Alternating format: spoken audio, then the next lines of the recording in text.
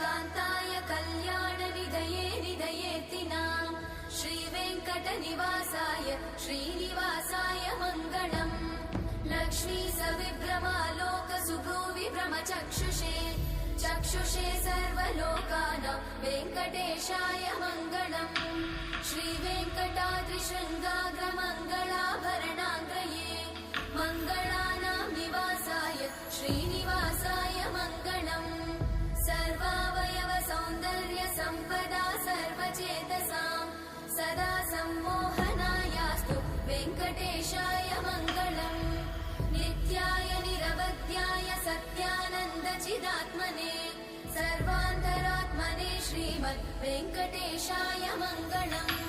स्वतः सर्वविदे सर्वशक्तये सर्वशेषिने सुलभाय सुशीलाय वेङ्कटेशाय मङ्गलम्।